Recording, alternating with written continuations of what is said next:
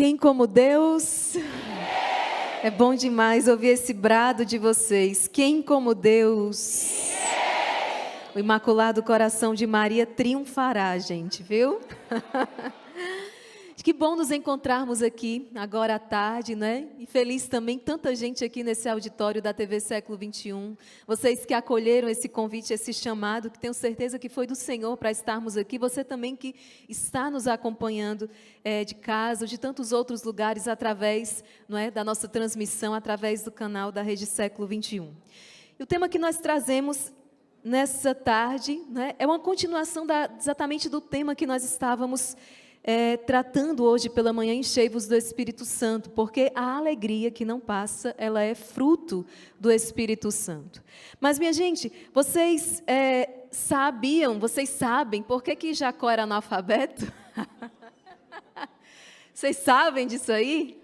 Por que diz que Jacó era analfabeto? Sabem, músicos aqui? Gente, deixa eu ver aqui, ninguém. Pois é, porque ele amava Raquel e não Lia, entendeu? Mas vamos lá. Tem dia que a gente tem que pedir esse recurso, tem dia que a gente tem que ir atrás de uma piadinha assim, inocente, para a gente rir um pouquinho e desanuviar, não é? E poder tirar aquela nuvem negra. Mas a gente precisa rir, sim. A gente precisa, o humor, né? Cultivar esse bom humor, isso é saudável. E a gente precisa, às vezes, o que nós enfrentamos, realmente é algo, o que nós enfrentamos é muito forte, né? O mal é muito forte, mas nós temos o Espírito Santo que é o mais forte. Mas ainda assim nós somos como o pequeno Davi diante de um Golias. E muitas vezes ao concentrarmos no problema, ao concentrarmos nesse gigante que precisa ser derrubado, e nós nos encontramos tantas vezes ali meio que acurralados de todos os lados, através de uma grande mídia que, não é, presta um serviço tão terrível, através da deformação das mentes. Não é? Tantas vezes quando nós vemos os tentáculos se organizando, tomando conta também da educação, usando a educação para doutrinar nossas crianças, nossos jovens. Não é? Quando nós já não podemos pregar com a mesma liberdade que tínhamos antes, porque somos processados. Não é? Eu tenho alguns mandamentos que a gente, às vezes, não pode mais nem citar. Não posso dizer, não roubarás, não furtarás, porque eu sou ladrãofóbico, né? Alguma coisa assim. Não cometerás adultério, porque eu sou adulterofóbico. Claro que eu estou aqui exagerando, porque vocês entenderam aonde eu estou, em que ponto eu estou tocando, que eu já nem posso mais falar aqui. Né? Então, diante de toda essa pressão, às vezes a gente pode começar a ficar um pouco, né? A gente vai ficando sério demais, a gente vai deixando que a tristeza possa entrar no nosso coração e a gente não pode fazer isso. De fato, nós precisamos encarar com alegria, porque Jesus já venceu. Ele disse, eu venci o mundo, sabe? Eu venci o mundo. Nós temos que tomar posse desta verdade. Jesus disse, eu venci o mundo, por isso não tenham medo. Não é? Satanás vai fazer o seu espetáculo, Satanás ele precisa mostrar o seu show, ele precisa dar o seu show, ele precisa mostrar essa aparente vitória. E Nossa Senhora, no movimento sacerdotal mariano, ela diz isso. Ela diz, eu me utilizarei da aparente vitória de Satanás. Na verdade, ele vai beber do seu próprio veneno. Deus não vai se rebaixar, Nossa Senhora não vai se rebaixar, mas é Satanás que vai beber do seu próprio veneno, né? Morrerá do seu próprio veneno. É isso, nós rezamos isso inclusive com a oração de São Bento, a cruz sagrada seja a minha luz, não seja o dragão meu guia, retira-te Satanás, nunca me aconselhe coisas vãs, é mal que tu me ofereces, bebe tu mesmo dos teus venenos, o mal destrói a si mesmo. Foi inclusive a reflexão de hoje da Palavra de Deus, que está no nosso canal no YouTube, Irmã Kelly Patrícia, Instituto Hesed Oficial. O mal destrói a si mesmo. Né? O nosso foco, nós precisamos estar com esse foco em Deus. E Santa Teresa dos Andes, né, uma monja carmelita por quem eu tenho uma especial devoção, ela vai dizer, Deus, alegria infinita. Deus, alegria infinita. Eu estava ali nos bastidores, mas acompanhando pela TV o louvor de vocês. Que louvor maravilhoso. Uma alegria genuína, essa alegria fruto do Espírito. Impressionante, não é? Não é fora daqui, muitas vezes, para que aconteça algo assim, se precisam de tantos combustíveis de fora, não é? Se precisam de tantas substâncias, tantas vezes, para poder fazer aquilo que nós fazemos no Espírito Santo. Aquilo que nós fazemos no Espírito Santo. Uma alegria genuína. E o nosso coração vai elevando até o coração de Deus. A dança é algo belo. O problema é que quando a gente fala em dança, a nossa mente, né, já está completamente poluída pela dança, tantas danças que nós vemos aqui que eu não vou nem mencionar. Não é? Mas essa dança, como Nossa Senhora, né? Nossa Senhora, imagina nas bodas. Você pode dizer, nossa, nunca imaginei Nossa Senhora dançando. Essa dança que nós conhecemos aqui no Brasil, Nossa Senhora realmente jamais dançaria. Mas a dança hebraica, né, os movimentos, as irmãs lá em casa, quando tem grandes solenidades, elas dançam. É algo que, não é, talvez muitos de vocês nem imaginam, é uma dança com toda uma riqueza de simbolismo, onde cada movimento do braço, cada movimento do corpo é um glória a Deus. Porque o Senhor diz também, louvai ao Senhor também com o seu corpo. Nós não somos puro espírito, gente, né? Nós não somos anjos, mas nós somos homens, nós somos dotados de alma, nós somos dotados de espírito e corpo, e o nosso corpo precisa também louvar ao Senhor. Como o rei Davi que dançava, não é? Glorificando o Senhor. Então Jesus com seus apóstolos também nas bodas, dançando, louvando a Deus. Essa é a verdadeira dança, a verdadeira música criada para a glória de Deus. E manifestação então da nossa alegria. O que está lá em Gálatas no capítulo 5, né? A alegria que é fruto do Espírito Santo. Na verdade, muitos são os frutos do Espírito Santo. Né? Muitos são os frutos do Espírito Santo. A caridade, a alegria, a paz, a paciência, a afabilidade, a bondade, a fidelidade, a brandura, a temperança. Tudo isso é fruto do Espírito Santo. E trazemos aqui para a nossa meditação de maneira particular, então, a alegria. E aqui eu trago a recordação de vocês, com certeza vocês conhecem aquela parábola do jovem rico, não é? Aquela parábola do jovem rico em que ele, muito entusiasmado, diríamos empolgado, ouve falar do mestre, corre até Jesus e diz, o que eu faço para ganhar a vida eterna? E ele está muito seguro de si mesmo, porque ele observa todos os mandamentos. E Jesus sabe, mas Jesus fala então para ele, filho, observa os mandamentos. E aí ele, né, quase fazendo assim, né? Mas eu observo todos os mandamentos, o céu é meu. Observo todos os mandamentos. Jesus então percebe que no coração dele existe necessidade de algo a mais, porque em alguns corações Deus cava mais profundamente, né? E aí Jesus então diz, bom, então só te falta uma coisa. Vai, vende tudo o que tens, depois vem e segue-me. E a palavra diz que aquele jovem foi embora triste. Aquele jovem foi embora triste. Aquele jovem, ele renunciou, né?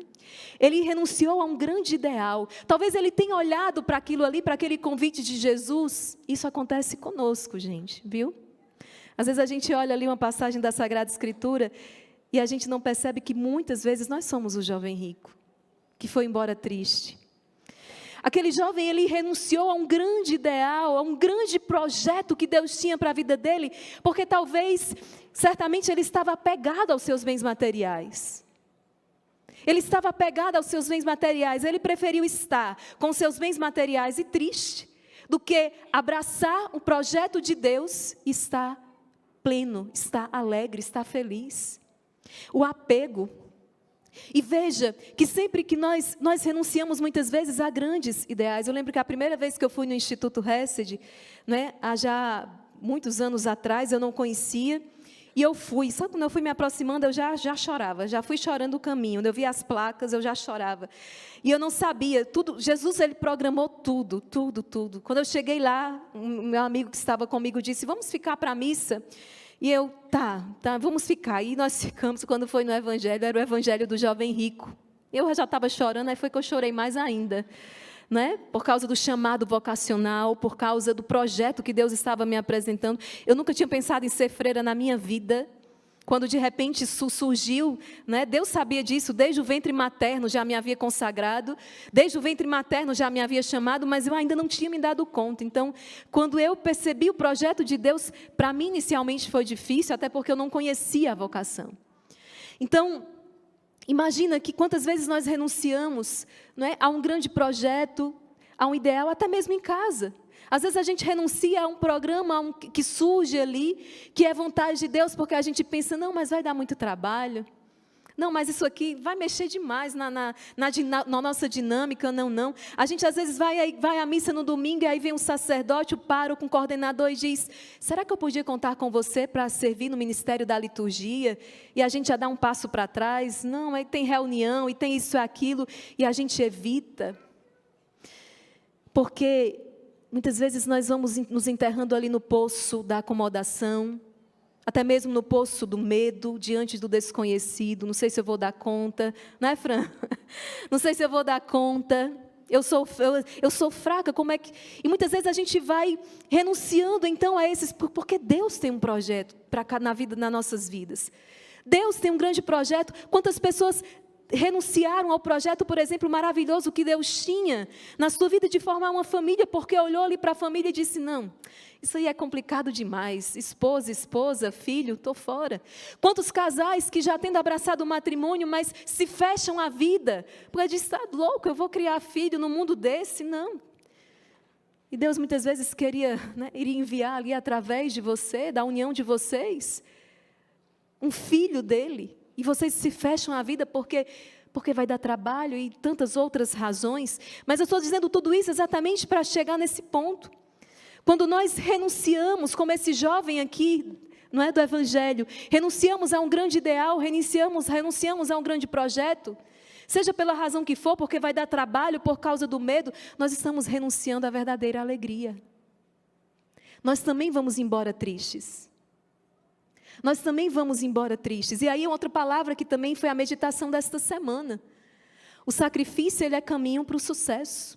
Não há sucesso sem sacrifício. Aqui vocês entendem o que significa o sucesso para um cristão. É salvação, é vida eterna. É esse o sucesso na vida de um cristão. O sucesso não é de poder encaminhar a família para o céu. O sucesso de, através do meu trabalho, poder anunciar Cristo, através também do meu trabalho, da minha profissão. Esse é o sucesso, esse é o nosso ganho. Os tesouros que nós acumulamos são tesouros que a traça, a ferrugem não destrói, não corrói, o ladrão não rouba. Esse é o sucesso na vida do cristão.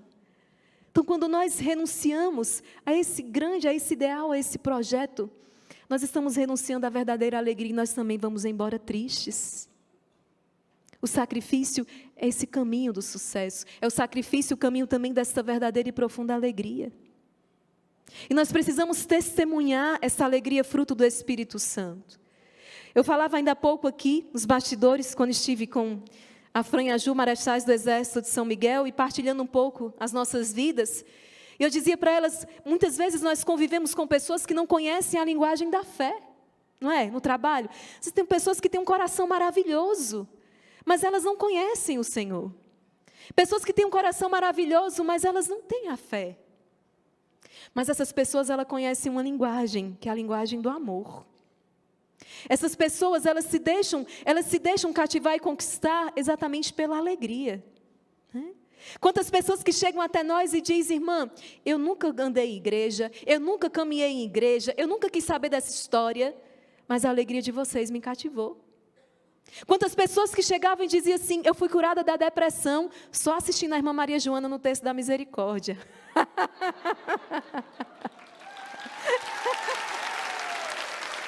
Gente, é ou não é? Não é verdade? Eu escutei isso muitas vezes nas missões. Eu escutei isso, eu fui curada da depressão, irmã, rindo com a senhora ali nos avisos no texto da misericórdia. Eu fui saindo daquela bolha, daquela tristeza. Nós, enquanto cristãos e alegria deviam ser sinônimos. E uma alegria que independe das circunstâncias. Uma alegria que independe daquilo que eu estou passando. Vocês conhecem, eu conheço tantas pessoas que enfrentam uma cruz que eu vou lhe contar. Mas elas estão ali alegres. Não estou falando de uma alegria de risada, de necessariamente estar com um sorriso no rosto. Não necessariamente essa alegria, que pode ser também. Mas é uma alegria que você percebe que é fruto do Espírito Santo. É o que Santa Teresinha dizia: eu sorrio, mesmo lágrimas vertendo. É o que Santa Teresinha dizia: a alegria mesmo no sofrimento. E nós diríamos mais, a alegria até mesmo por causa do sofrimento. Quando descobrimos naquela enfermidade, naquela cruz, uma oportunidade de nos unirmos ainda mais ao Senhor. Não é isso que os apóstolos testemunham na Sagrada Escritura? Nós vemos, nós lemos. A palavra diz assim, aqueles que estavam tudo amedrontados, trancados dentro de uma sala, depois a palavra vai dizer, e eles saíram alegres por terem sofrido injúrias por causa do nome de Cristo. Uma coisa que me impactou muito no início da minha caminhada, são coisas que eu vejo que o Espírito, minha memória não é boa, mas o Espírito Santo me faz reter aquilo que Ele quer que eu retenha. E aí eu me lembro que eu entrei em contato com a vida de um santo, cujo nome eu não lembro, mas a história eu lembro.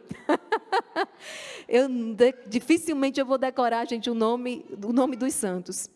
Mas dizia assim, aquilo me chamou muita atenção.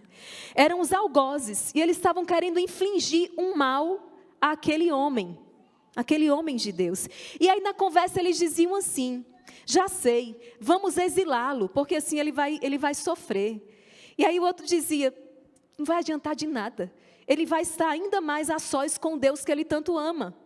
Então vamos flagelá-lo, não vai adiantar de nada, ele vai ficar feliz por estar apanhando por causa de Cristo. Então vamos matá-lo, piorou, ele vai para o céu. Ainda vai ser mártir por causa de Cristo. Não encontravam maneira de infligir aquele homem, não tinha jeito. Até que por fim eles encontraram uma saída. Eles falaram assim, só tem um jeito, fazê-lo pecar. Mas isso nós não podemos, porque é a liberdade dele, é a liberdade de cada um. Não temos como forçá-lo a pecar. Ou seja, no final das contas, não tinha como tirar a alegria do coração daquele homem. Nem, como São Paulo vai dizer, não é nem a tribulação, nem a fome, nem a espada, nem a nudez, nada vai me separar do amor de Cristo, nada me separa do amor de Cristo. Agora, o reino de Deus não é comida nem bebida, é justiça, é paz e é alegria no Espírito Santo. E muitas vezes nós vamos confundir o reino de Deus com esse estado material, e não é. Gente, não tem nada aqui que nós vamos levar, nós vamos deixar tudo. E aqui nós não temos nada contra uma boa mesa, não é, irmã Maria Joana? Assim, bem servida. Mas é totalmente diferente. Por exemplo, né, a ceia pascal. Nossa, que bonito aquela ceia pascal lá no mosteiro. Né? Depois de uma sexta-feira de jejum, sábado quase no meio jejum, 3 dias jejuando, minha gente. A gente termina, né, a gente fica sonhando com aquela ceia pascal. Mas aquela ceia pascal, ela tem uma razão de ser. Porque nós estamos imensamente alegres por causa da bebida, da comida? Não. Mas estamos imensamente alegres porque o Senhor ressuscitou. E a razão então daquela comida, daquela bebida e tantas outras manifestações de alegria no canto, não é? Nos cantos litúrgicos que mudam e tudo. Existe uma razão maior, é porque o Senhor está vivo. E esse é o sentido, é isso que dá sentido a todas as coisas. Essa é a alegria fruto da experiência com o Espírito Santo. E nos sentamos então àquela mesa, seja o que for servido, a alegria, ela está no coração, ela não depende do cardápio, não depende da companhia, não. Porque o sentido espiritual é profundo. E essa é a alegria no Espírito. Essa é a alegria no Espírito. Outro dia uma pessoa mandava uma mensagem para mim, dizia, eu estou me sentindo tão só, reze por mim, fim de um relacionamento e etc. E eu dizia, você nunca está só. Você nunca está só. Eu brincava e dizia assim, serve uma taça de vinho e celebra o amor que vive dentro de você. Celebra o amor que vive dentro de você. Porque nós nunca estamos sozinhos, nós somos habitados por alguém. Nós somos habitados por alguém. Nós somos templos do Espírito Santo, nunca estamos sozinhos. Então essa é a alegria no Espírito, fruto dessa comunhão no Espírito. E outra coisa, muitas vezes, por que nós estamos enfraquecidos? Porque não estamos cultivando a alegria. O que é que a palavra diz? Neemias 8. O que é a nossa força? A alegria do Senhor. A alegria do Senhor é a nossa força. Quando estamos alegres, então somos fortes. Uma alma alegre, ela é uma alma forte. Mas como dizia, não é? Um triste santo, não é? Um santo triste é um triste santo. Então, a alegria do Senhor é a nossa força. Essa alegria, como eu digo, que independe das condições, independe da minha conta bancária, independe se eu estou empregado ou desempregado. Porque eu sei que o Senhor que tece os lírios do campo e alimenta as aves do céu, Ele cuida de mim, nenhum fio da minha cabeça cai sem que Ele o saiba. E essa é a minha alegria. A alegria do Senhor é a nossa força.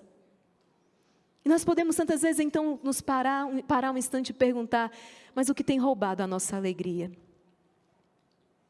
Quando você vai ler Santo Tomás, você chega a uma conclusão. Sabe qual é o contrário da alegria? É o egoísmo. O egoísmo é o contrário da alegria. O egoísmo é exatamente o contrário da alegria, quando nós somos egoístas, quando nós não somos generosos, como esse jovem rico não soube ser generoso, aí nós experimentamos essa tristeza. Não é? São José Maria Escrivá vai dizer exatamente, a alegria, ela é fruto do Espírito, e nós só perdemos a alegria quando nós ofendemos a Deus, aí nós perdemos a alegria. Exatamente por causa que o fruto do pecado é essa tristeza. Então é o egoísmo, o pecado é que causa esse dissabor. E é uma coisa muito interessante que eu queria partilhar com vocês então, hoje, e que me vinha muito forte quando nós estávamos aqui no primeiro momento, na primeira pregação. Que muitas vezes nós estamos experimentando essa tristeza, exatamente porque nós não confessamos os nossos pecados. Davi vai dizer através do Salmo, deixa eu abrir aqui, eu marquei, o Salmo 31, ele vai dizer, enquanto eu silenciei o meu pecado, os meus ossos definhavam. Gente, isso é tão forte. Enquanto eu silenciei o meu pecado, os meus ossos definhavam. E o Senhor trazia isso ao meu coração, a confissão dos nossos pecados. O Salmo 31, você pode rezar com ele, a felicidade do perdão. A felicidade do perdão, e aqui eu abro um parêntese, né? Partilhava também, né, com uma profissional esses dias, ela psicóloga, eu dizia, está aqui. Por que tantas terapias hoje têm sido ineficazes? Por que tantas terapias hoje, que é a onda do momento, e aqui eu não estou dizendo que não seja importante, que não seja relevante, mas está aqui a razão porque tantas terapias são ineficazes. Porque você vai lá exatamente para poder mandar aquela culpa para um porão. Para meio que se convencer de que aquilo não foi um erro, quando o caminho é exatamente o contrário. E é triste dizer, mas está aqui a razão porque muitas vezes até mesmo a confissão não está nos devolvendo a alegria. Quando infelizmente o ministro do Senhor diz que o mandamento do Senhor não é pecado. Ele pode dizer quantas vezes ele quiser, a palavra é de Deus, a palavra não é minha, a palavra não é dele. A palavra não é dele, a palavra é de Deus. Ele pode dizer quantas vezes ele quiser dizer que aquilo não é pecado, como quando o jovem se aproxima da confissão e diz, eu pequei contra a castidade. Eu digo porque os jovens me procuram e dizem, irmã, o ministro do Senhor disse que eu não pequei, não, que isso aqui não tem problema.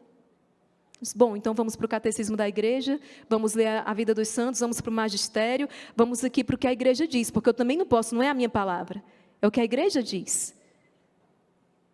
Ele pode dizer quantas vezes ele quiser que não é pecado, mas se Deus disse que é. E não vai devolver a alegria ao coração daquele jovem, dizendo que uma citação não é, quando na verdade ela é pecado. Isso, gente, está cheio. Infelizmente isso está acontecendo demais. Isso está acontecendo muito. As pessoas estão sendo abandonadas nos seus pecados. E por isso a tristeza, e por isso uma depressão profunda. E por isso essas crises terríveis. Porque a libertação não acontece. Quando é que a libertação acontece? Quem diz é o rei Davi. E olha que ele adulterou, ele assassinou. E ele ficou com aquele pecado guardando dentro dele por muito tempo. Até que ele entendeu que enquanto ele não confessasse o seu pecado, ele não ia ter jeito, ele ia morrer. Ele ia morrer de tristeza, porque é isso que o pecado faz com a gente. É isso que o pecado faz com a gente. Eu estou rindo aqui porque esses dias a minha irmã disse, mana, você sabia que ressaca moral... Ai, me ajuda, Senhor. Mas ressaca moral agora virou muitas vezes, não sempre, né, gente? Mas ela disse, ressaca moral agora virou crise de ansiedade. Claro, não estou dizendo que isso é geral, mas eram situações às vezes específicas. A gente quando jovem, pelo menos eu lembro, quando eu errava, meus pais chegavam para mim e diziam, filha, está errado. Eu não achava bom não. Eu passava às vezes 1, 2, 3 dias ali, até cair a ficha e dizer, mãe, pai, perdão, realmente eu errei. Foi errado o que eu fiz. E pronto. E aquele drama, sabe? Aquele drama da culpa era visitado exatamente pela alegria do perdão. Tudo bem, filha, vamos recomeçar. Você errou, mas vamos recomeçar, está perdoado. Agora, acontece um erro, o jovem erra, o pai e a mãe não podem dizer nada, porque não vai frustrar o menino. Não vai frustrar o jovem, não. O menino erra, manda para a terapia. E aí, se cair nas mãos de um terapeuta preparado, consciente, né? Não estou dizendo que ele precisa ter fé, não, mas assim, seja reto, vai saber trabalhar. Mas quando não, e todas as profissões, gente, estão cheias de pessoas despreparadas, viu? Não acho que porque o seu filho está com um professor, não acho que porque é um juiz, não acho que é porque é um advogado, não acho que é porque é um psicólogo, não acho que é porque não acho que é porque que vai resolver o problema, não, porque está cheio de profissionais incompetentes. E que estão piorando a situação, muitas vezes, das pessoas. Incompetentes. Incompetentes. E aí, quando chega, muitas vezes, no consultório diante de um profissional despreparado, o que é que ele vai fazer? Tentar anestesiar a consciência desse jovem. Pronto. Começou a desgraça na vida desse jovem. Começou a desgraça na vida dele. Mandou aquela culpa que era para ser refletida.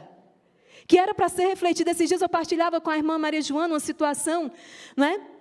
Um filósofo, que depois se tornou médico, né?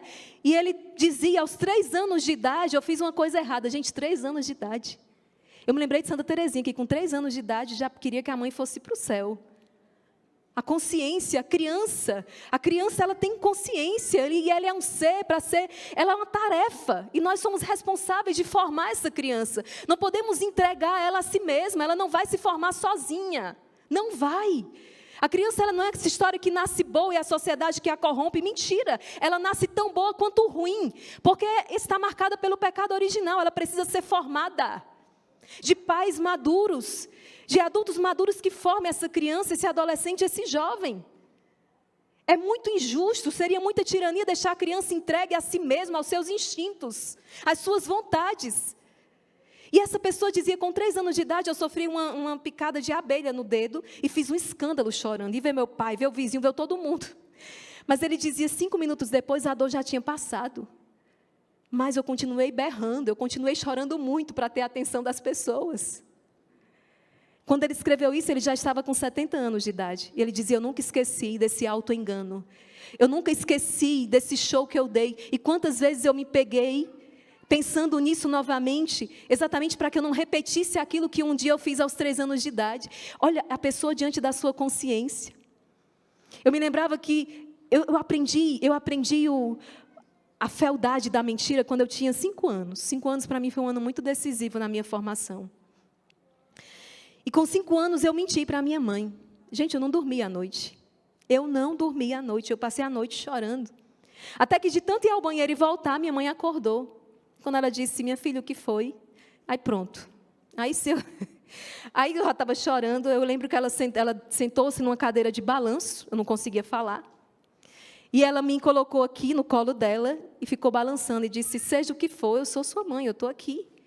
Eu nem lembro mais ao certo o que foi a mentira. Mas eu contei para ela. Gente, foi a primeira e a última vez. Porque eu experimentei a tristeza. O quão terrível é mentir. Satanás é o pai da mentira. E aqui você veja que eu poderia estar com uma plateia com pessoas que têm fé ou pessoas sem fé. É questão de retidão. É questão de consciência. A sua consciência, nós temos aqui, como nós podemos chamar, você pode chamar de voz da consciência e outros podem chamar de Deus. Mas nós temos essa voz da consciência que para nós que temos fé é o sacrário inviolável. E quando nós calamos essa consciência, quando nós abafamos essa consciência que grita, nós viramos animaizinhos, seguindo instintos. Nós matamos, nós roubamos e de maneira fria. Você sabe que nós podemos matar as pessoas com uma palavra, podemos matar a pessoa com um olhar. Então a consciência, essa tristeza, e é isso, então eu entrei nisso tudo para dizer o quão importante não é abafar uma culpa, não é fingir que eu não errei, é muito pelo contrário. Não é chegar dentro do templo como aquele fariseu e dizer, não, porque eu jejuo 2 vezes por semana, porque eu dou o dízimo. Não, é muito pelo contrário. É fazer a experiência do publicano que chega e diz, Senhor, eu sou pecador, tenha misericórdia de mim. Ah, irmã Maria Raquel, mas ninguém viu. Gente, Deus viu. Ninguém viu. Sou ministro de música, estou com a minha vida de pecado mortal, mas ninguém sabe, é dentro do meu quarto, sozinho. Deus viu, e o que é que você comunica com a sua música? Quando você dá uma nota, quando você emite um som, quando você toca uma bateria, é Deus que você comunica se você é um ministro de música. E Deus viu, Deus sabe. É a nossa consciência diante de Deus, não é como uma vida, um Big Brother, porque as câmeras estão ligadas e as pessoas estão vendo. Sou eu e Deus. Eu sou o que Deus pensa de mim, de Santa Teresinha. E quem vai me julgar é o Senhor. Quem vai me julgar é o Senhor, e é diante dele então que eu confesso o meu pecado. É diante dele então que eu peço a misericórdia. Eu estou dizendo tudo isso, porque muitas vezes então nós experimentamos uma tristeza que é fruto do pecado. Enquanto nós não confessarmos, essa tristeza não vai sair. E pior, é como um câncer, ela vai crescendo. Ainda que ela tenha acontecido quando eu tinha 3 anos de idade, como exemplo que eu dei, e hoje eu esteja com 70 anos. Olha o que Davi fala. Feliz aquele cuja iniquidade foi perdoada. Feliz aquele cujo pecado foi absolvido. Feliz o homem a quem o Senhor não argue de falta, e em cujo coração não há dolo. Enquanto me conservei calado, olha o que Davi fala. Enquanto eu me calei sobre o meu adultério, sobre o assassinato de Urias, não é porque para encobrir o mal ele fez ainda um mal maior. Enquanto eu me conservei calado, os meus ossos definhavam. É como aquela febre por dentro, os meus ossos definhavam. Entre contínuos gemidos, dia e noite, a vossa mão pesava sobre mim. As minhas forças se esgotavam, claro, porque a alegria do Senhor é a minha força, e eu não tenho mais alegria de viver, então as minhas forças se esgotam. Então, eu confessei o meu pecado, e não mais dissimulei a minha culpa. E eu disse, sim, eu vou confessar ao Senhor a minha iniquidade. E vós perdoastes a pena do meu pecado. E assim também todo fiel recorrerá a vós no momento da necessidade. Quando transbordarem muitas águas, elas não chegarão até ele. Estou tendo tantas inundações, né? Me lembrei agora, tenha misericórdia, Senhor. Quando transbordarem muitas águas, elas não chegarão até ele. Vós sois meu asilo, das angústias me preservareis, e me envolvereis na alegria da minha salvação. Vou te ensinar, dizeis, vou te mostrar o caminho que deves seguir. Vou te instruir, fitando em ti os meus olhos. Não queira ser sem inteligência como o cavalo, que só ao freio e a rédea submetem seus ímpetos, não. São muitos os sofrimentos do ímpio, mas quem espera no Senhor é envolvido pela misericórdia dele. E ele termina dizendo, ó justos, alegrai-vos no Senhor. Ó justos, alegrai-vos e regozijai-vos no Senhor. Exultai todos vós retos de coração. É Davi nesse salmo então que nos traz a felicidade do perdão. A felicidade de alcançar o perdão de Deus. Mas isso acontece quando nós confessamos diante dele o nosso pecado. Eclesiástico 30. Olha que belo, o Senhor nos exorta a cultivarmos a alegria. Ele diz, não entregue tua alma à tristeza. Não atormente a ti mesmo em teus pensamentos. A alegria do coração é a vida do homem. A alegria do homem torna mais longa a sua vida. Pessoas felizes, alegres, vivem mais. Tem compaixão de tua alma, torna-te agradável a Deus e ser firme. Concentra o teu coração na santidade e afasta a tristeza para longe de ti. E é aqui que muitas vezes, não é? As pessoas não veem. Afasta a tristeza para longe de ti. Como? Como? Concentrando o coração na santidade. E o que é a santidade? É amar. E quem é que ama? Quem obedece a Deus. Onde nós sabemos a vontade do Senhor? Nos mandamentos. Gente, precisa ser muito inteligente para saber isso aqui? É quase um jogo de lógica. Não precisa. Não precisa. Basta uma inteligência mínima e a gente compreende isso aqui. Mas, claro, precisamos do Espírito para viver. Como afastar a tristeza? Concentrando o coração na santidade. E ele diz, gente, olha isso aqui. A tristeza matou a muitos. A tristeza matou a muitos. Eu fui no asilo esses dias e eu encontrei lá um senhor, seu José. Inclusive, entreguei o meu terço para ele. E esse homem chorou do início ao fim. Nós chegamos. E ele só pedia o tempo todo, ele dizia, eu quero voltar para minha casa, eu quero voltar para minha casa. Eu estou aqui porque eles não sabem onde eu estou, se minha família soubesse, viria me buscar. Era um senhor bem idoso. E eu disse, ele vai terminar morrendo de tristeza. Se não fizer nada por ele, ele vai morrer de tristeza. A tristeza mata. A tristeza mata e já matou a muitos. Está aqui, a tristeza matou a muitos e não há nela utilidade alguma. O Senhor não quer, aqui sim, Ele não quer esse sentimento de culpa, sabe? Que é aquele sentimento de culpa que levou Judas ao desespero. Não é esse sentimento de culpa que nós estamos falando. Mas é aquele arrependimento que levou Pedro a uma reconciliação com Deus. É esse arrependimento, é essa consciência que leva Pedro a uma reconciliação com Deus. A alegria de ser liberto, a alegria de reencontrar o Senhor, de voltar a andar na luz. A inveja e a ira abreviam os dias, e a inquietação acarreta a velhice antes do tempo. Um coração bom e nobre banqueteia-se continuamente, pois seus banquetes são preparados com solicitude. Gente, olha a riqueza da palavra de Deus. Nós nos lembramos aqui de um São Francisco de Assis. Eu vinha no caminho hoje escutando a Perfeita Alegria. A nossa Madre Kelly canta algumas vezes, né? Quando ele fala com o Frei Leão, o que é a perfeita alegria? E ele diz, em resumo, a perfeita alegria é sofrer por Cristo. Talvez nós não tenhamos chegado ainda a esse estágio, mas precisamos dar passos concretos. São Francisco é exatamente o oposto daquele jovem rico que, avaro, apegado e egoísta, não abraçou um grande ideal. Francisco de Assis é exatamente o oposto. Quando ele se encontra com Cristo, ele deixa tudo, tudo. E dele pode-se dizer que ele é, então, uma alma profundamente alegre. Eu não sei se vocês sabem, mas no final, São Francisco ele é expulso da própria ordem que ele funda. São Francisco ele termina os seus dias cego, com seu corpo todo quebrado. E ele produz o hino das criaturas belíssimo, já nesse estado de muito sofrimento. Uma alma profundamente alegre, a alegria no espírito. Mais ou menos também como como São João da Cruz, que produz os seus escritos, tantos deles dentro, confinado, preso. E ele produz aqueles escritos, ele canta, ele escreve sobre um amor a Deus que você pensa, nossa, está tudo bem aqui com São João da Cruz, é só vida boa. Não, ele está preso, traído pelos irmãos da sua própria ordem, em condições subhumanas, e ele escreve os mais belos escritos de amor.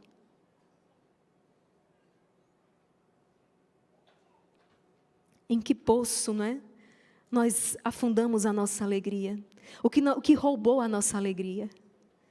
O Senhor hoje, nesse domingo de carnaval, quer fazer esse resgate.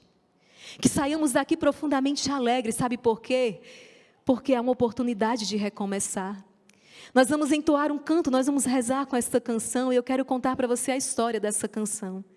A irmã Maria Joana compôs exatamente no rosário, na quaresma de São Miguel, não foi isso, a última?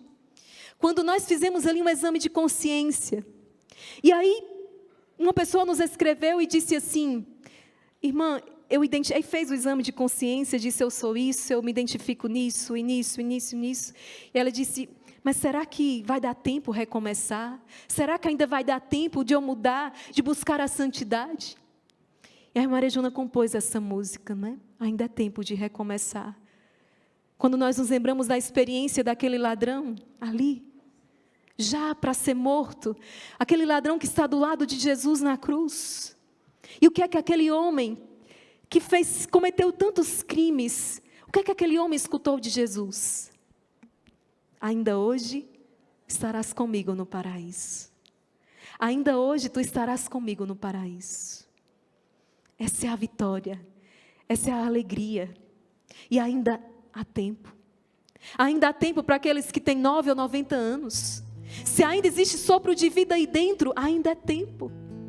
Mesmo se como Santo Agostinho tarde te amei, passei mais de 30 anos da minha vida longe de ti. Quando eu vinha para cá, eu escutava uma pessoa, na verdade eu lia no Instagram, uma pessoa que disse assim: nossa irmã, eu sinto muito, porque eu só conheci vocês há um ano atrás. E eu dizia: não, alegre-se porque você já nos conheceu há já um ano. Alegre-se porque você nos conhece há um ano, entendem? Às vezes nós olhamos para a vida, nós olhamos de maneira muito pessimista. Que pena que eu conheci vocês há um ano atrás. Que bom que você nos conheceu há um ano atrás. Que bom que essa palavra está chegando até você hoje. Tenha você 15, 20, 50, 60 anos. Deus te alcançou. A palavra de Deus encontrou lugar no teu coração. Deus te trouxe aqui. Deus te trouxe para esse momento. Alegre-se no Senhor. Porque a alegria do Senhor é a nossa força. E Deus fez isso porque Deus te ama. Porque Deus nunca deixou de pensar em você um só instante. Porque Deus pensa em você continuamente. Porque Deus te ama. Porque Deus veio para te salvar e para te libertar exatamente dessa tristeza. Porque hoje é dia de lançar essa depressão fora e tomar posse da alegria que Deus te traz, que é fruto do Espírito Santo. Ei, ela está ao teu alcance. Ela não depende de nada nem ninguém à sua volta. Ela depende só de você. Só de você. Pedir o Espírito. Deixar que o Espírito de contrição traga um profundo arrependimento. Gente, como é delicioso quando a gente se arrepende. Que experiência linda quando a gente se arrepende e diz: Senhor, eu errei. E aí faz a experiência daquele filho pródigo, sabe? Que volta para casa. Ele volta porque ele conhece o Pai. Ele volta porque ele sabe, o Pai o ama.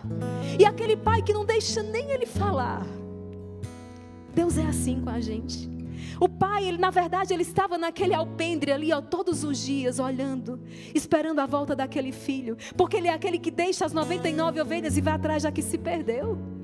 Ele nos trouxe aqui hoje só para encontrar você.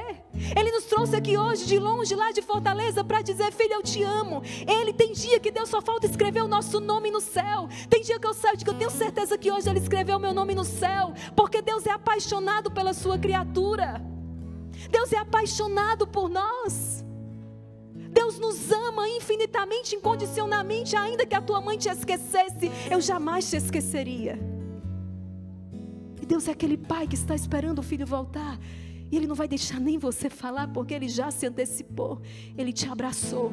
Ele disse: filho, que bom que você voltou. Eu esperava por isso há tantos anos. Eu tenho saudade de você. Eu espero por você há tanto tempo. Entra para a alegria do teu Senhor. Tudo isso que eu criei para ti. Eu criei pensando em ti. Os mares, as florestas, a imensidão do mar, os astros do universo, eu criei pensando em você. Eu criei para você. Tudo isso que você vê é uma manifestação do meu amor por você. Porque eu te amo. Ainda é tempo de recomeçar. Reza com essa canção. Põe a mão no teu coração. Porque você tem um Pai no céu. Porque você tem um Espírito Santo que nos foi dado e nos faz clamar: Abá, Pai. Abá, Pai. Reza. Ainda é tempo. Ainda é tempo. Ainda é tempo de recomeçar.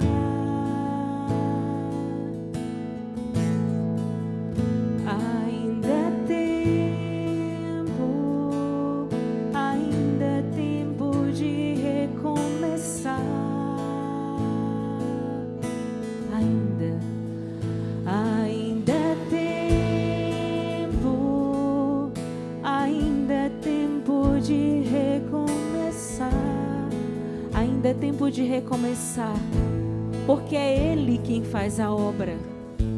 Quantas vezes paramos no meio do caminho, porque pensamos: faltam muitos passos, eu tenho que ser, eu tenho que fazer. Não, é Ele quem faz, é Ele quem ama, é Ele. Então volta.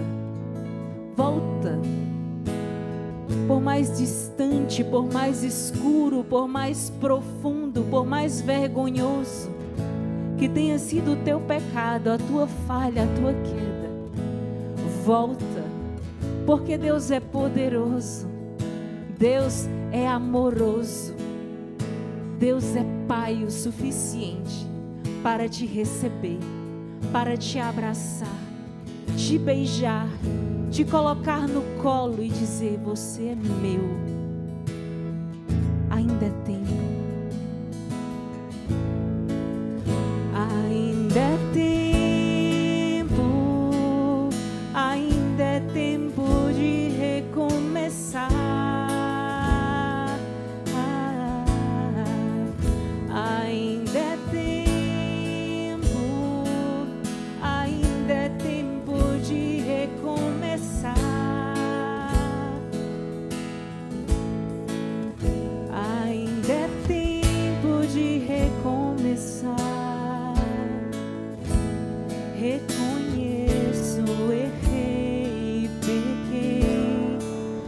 Ainda é tempo de recomeçar, mesmo no alto desta cruz. Lembra-te de mim. Suplica ao Pai, lembra-te de mim. Lembra-te de mim. Lembra-te de mim. Quero entrar e habitar no teu sagrado coração. Lembra-te de mim. Reza família, lembra-te. Lembra-te de mim.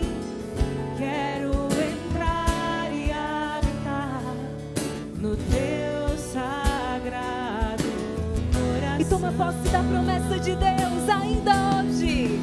Ainda hoje Eu estarei em teus braços, contemplarei a tua face, amado. amado Rei. Ainda hoje. Ainda hoje eu estarei em teus braços, contemplarei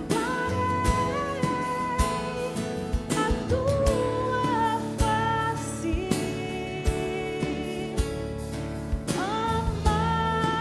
amado. Vai ficando de pé e vai bradando isso ainda hoje. Vai nas palmas.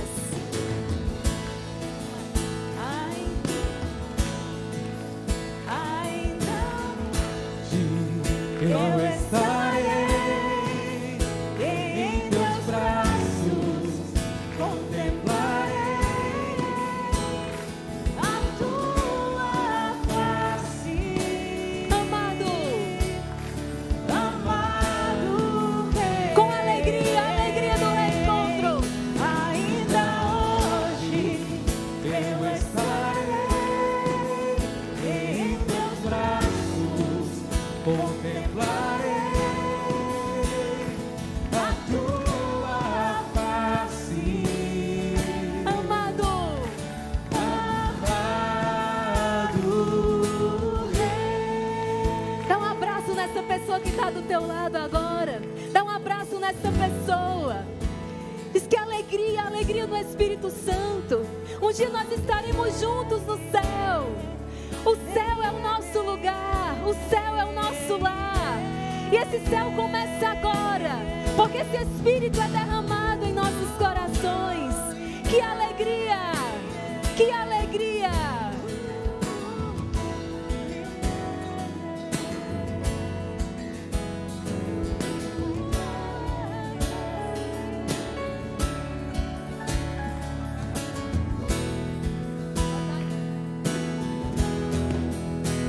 ainda hoje eu estarei em teus braços, contemplarei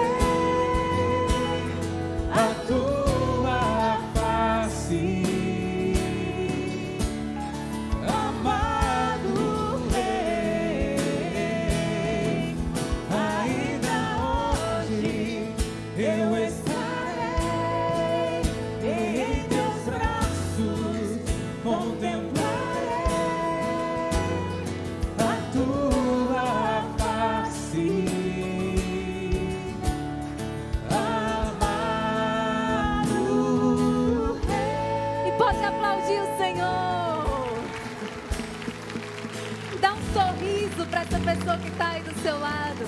Sorria para ela, diga para essa pessoa: Deus te ama. Deus te ama demais. Amém.